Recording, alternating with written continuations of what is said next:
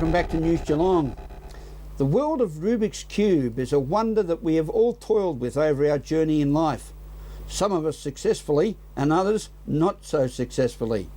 Geelong was visited recently by a world champion in the fascinating world of hand-eye mathematical challenge in getting all the same colours on the same side of a four-sided square as quickly as possible.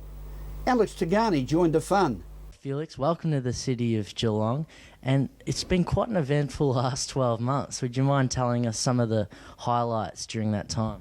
Well, yeah, I've been solving Rubik's Cubes for over 5 years, and I go to lots of competitions, and this in 2013 in Las Vegas was the World Championships, which I happened to win that year, last year, and broke a few other world records in local competitions around here in Melbourne, but the main thing was the win in Vegas, which is, it was cool. It's very interesting. Would you mind just telling us now how many world records you do have? Currently, it's about 6 or 7. Yeah, I think 6. That's the number now. Yeah. Well, that's a fantastic effort. Let's move back to your first ever interaction with a Rubik's Cube. What got you so excited around it and brought you to where you are today? Well, I was on YouTube, and I came across a few videos of people solving Rubik's Cubes really quickly, and I thought, I've always thought it was probably impossible. So I had a look, and I found some tutorials, followed them, and then just gradually got faster. Yeah. Fantastic to see you, go to where you are today. But to those people, potential next Felix Zemdegs, what's your advice for them? Well, it's not actually too hard to get into. There's heaps of resources all over the internet about how to solve it, and once you learn how to solve it, then there's plenty of competitions all around the world, and yeah, you can easily look them up. It's not hard. While you may be probably the greatest, well, you are the greatest in the world and in the country, Geelong might have a contender around the corner. Could you give us much information on one of your competitors? Yeah, my friend Zane from Geelong, he's really good at solving Rubik's Cubes blindfolded, far better than me. And it was in 2011 he won the World Championship for blindfolded solving. Yeah. A fantastic effort for Geelong's very own Zane Carney, I believe.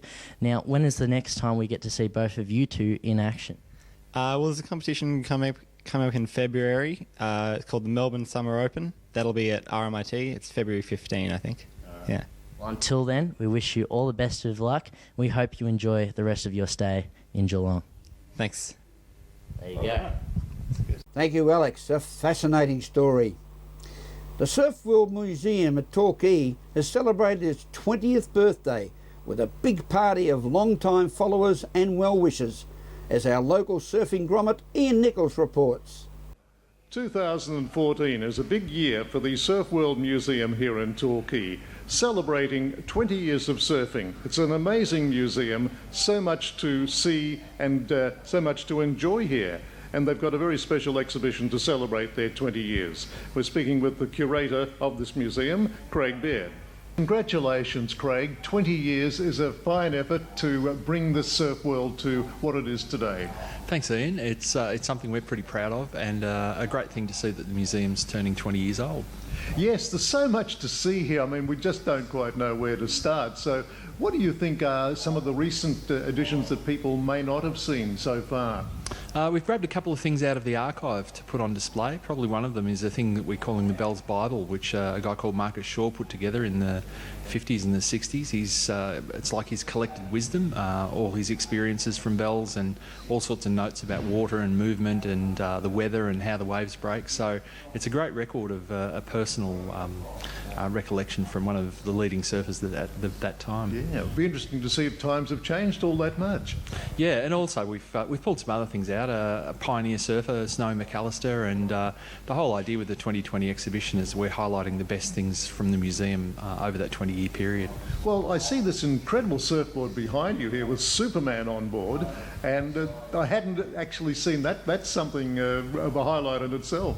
One of my favourite surfers when I was growing up was a guy called Mark Richards, who was 4 times world champion, and we're very lucky to have 6 of his surfboards in the museum, and a great way for us to display them up front with this exhibition. I suppose you're always on the lookout, always collecting for to add to the museum here? Yeah, look, one of the things that we're really impressed with is the contributions from the local community. We've had some really fantastic vintage surfboards surface in the last 12 months, and even a tantalising hint that arrived by email the other day of a guy riding a surfboard in Torquay in 1911, which sort of predates most of the surfing done in Australia. Well, you've got a little audio-visual going here too, I noticed, because there are so many stories that need to be told, and people would be absolutely amazed at perhaps what's happened over the journey. Yeah, we keep expanding the material that we have in the museum. At the same time, we're trying to rationalise that and make sure that we're not overwhelming people. But it is amazing the stories that come out over time, and our job, I guess, is to thread those stories together and relate them to people that are visiting Torquay. Well, as curator, I suppose you've got to make the most of the space that's available to you, and you must be just about running out of opportunities to display material. With this exhibition, we've actually created a little bit of space, which has meant putting some things in storage, but we're just conscious of not overwhelming people with too much information. We want to present the best information we can and highlight that for people, so it means spreading things out a little bit and highlighting things more appropriately. Well, this exhibition runs for quite a while, right through the summer months and right into the month of May.